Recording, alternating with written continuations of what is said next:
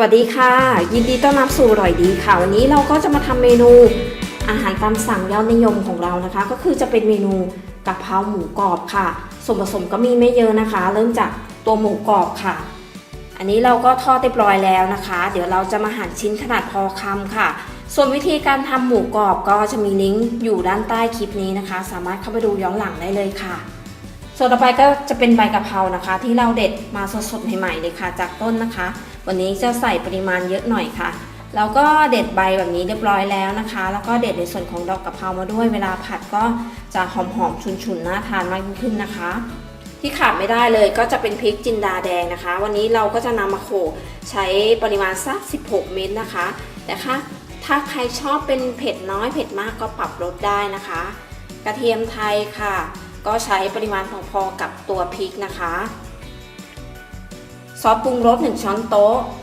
น้ำปลา1 ช้อนโต๊ะน้ำมันหอยประมาณ1 ช้อนโต๊ะครึ่งนิดๆนะคะ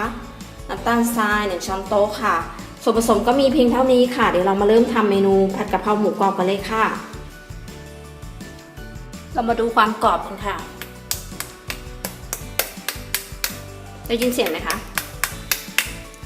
กรอบนะคะเราก็จะหั่นเลยค่ะ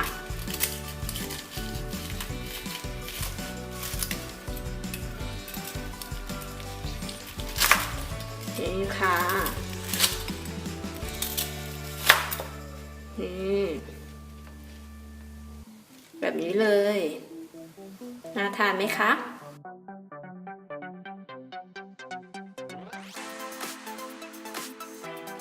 ใส่น้ำมันพืชสำหรับผัดลงไปนะคะ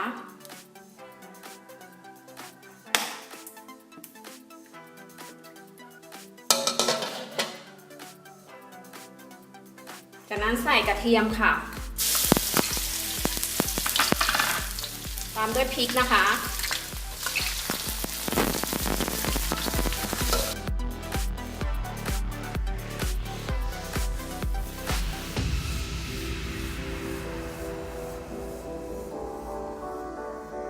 กลิ่นกระเทียมกับพริกเริ่มหอมแล้วก็ฉุนแล้วนะคะเราก็จะใส่หมูกรอบตามลงไปเลยค่ะ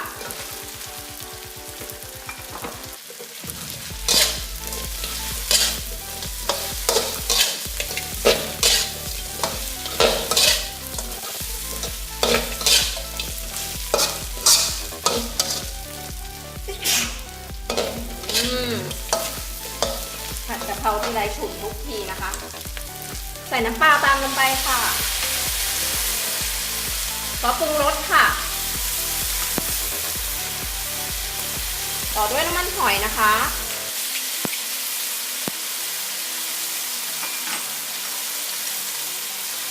น้ำตาลทรายค่ะ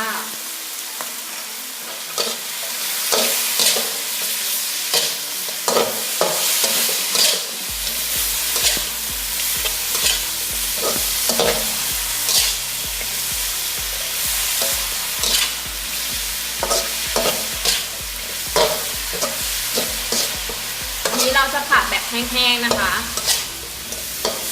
แค่นี้ก็ได้แล้ว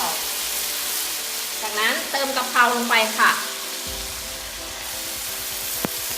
ใส่เยอะค่ะ